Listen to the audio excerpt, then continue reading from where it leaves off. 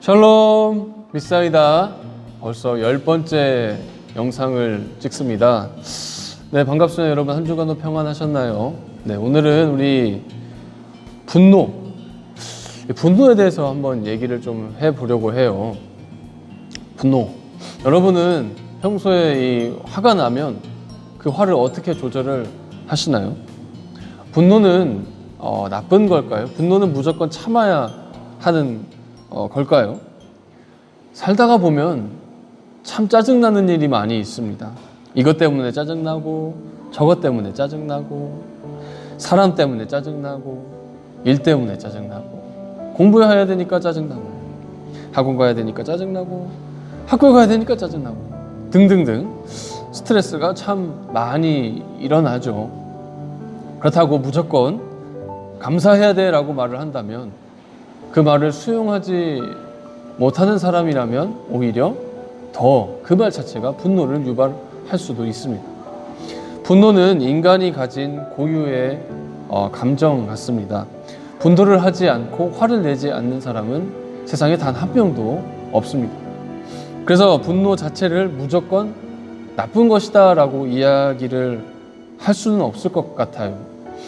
예전에 나왔던 애니메이션 중에 인사이드 아웃이라는 애니메이션이 있었죠. 인사이드 아웃.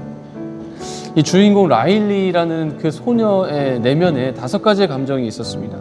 기쁨이, 슬픔이, 까칠이, 소심이, 그리고 마지막으로 버럭이. 이 버럭이가 바로 분노죠. 영화는 이 5가지의 감정 모두 다 중요하다는 것을 말하고 있습니다. 즉 분노도 우리의 삶 속에 필요한 거죠. 성경에서도 의로운 분노의 모습들이 나옵니다. 모세가 우상 숭배를 하는 그 이스라엘 백성들의 모습을 보고 금송아지를 부수는 사건이 있었습니다. 엘리야는 아세라와 바알과 아세라 선지자 850명을 처단하기도 합니다.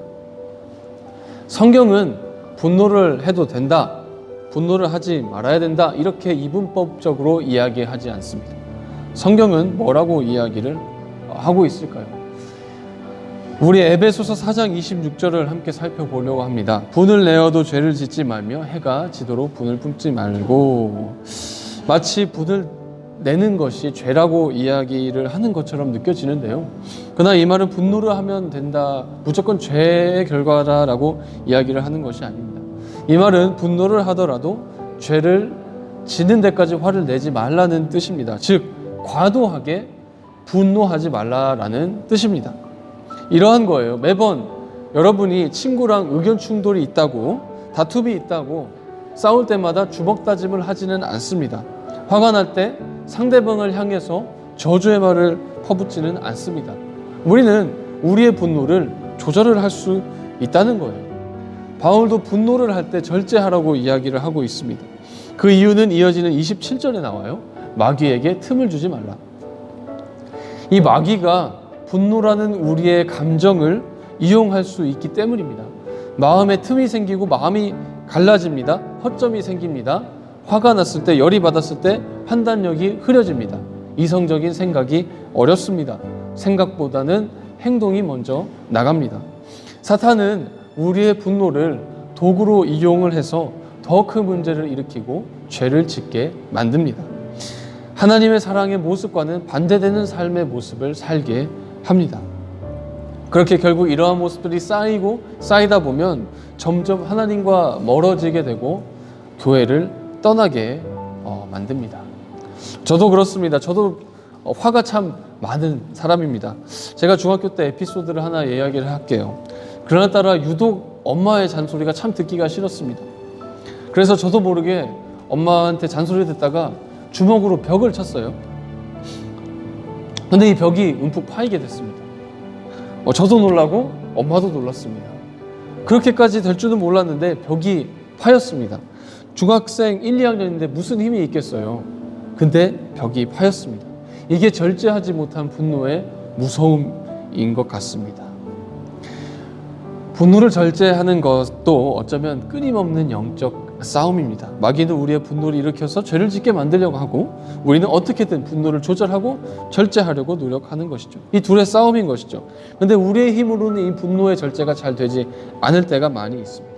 그래서 우리는 하나님께 도움을 요청하고 기도를 해야 합니다. 화가 나는데, 분노가 일어나는데 무슨 기도입니까? 라고 이야기를 할 수도 있겠어요. 화가 조금 누그러들고 좀 여러분이 정신이 좀 돌아왔을 때 한번 생각을 해보세요. 내가 왜 이렇게 화를 냈을까? 왜 내가 이렇게 분노를 했을까? 분명히 어떠한 그 분노의 패턴이 여러분들에게 있을 겁니다.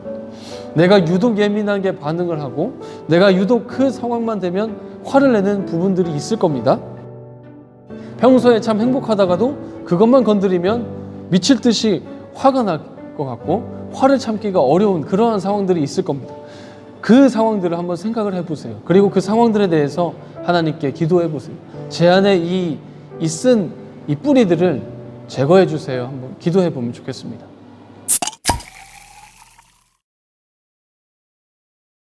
네, 오늘 우리 미사이다 10번째 시간 함께 했습니다. 이 분노 때문에 사탄에게 틈을 주고 이용당하는 사람이 없기를 바랍니다. 하나님의 사랑, 평안으로 여러분의 마음을 채우고 분노를 잘 조절할 수 있는 우리 모두가 되기를 바랍니다. 다음 주에도 우리 함께 즐거운 나눔을 시간 가져보도록 하겠습니다. 우리 모두가 이 믿음의 사람이 되는 그날까지 미사이다는 계속됩니다. 안녕.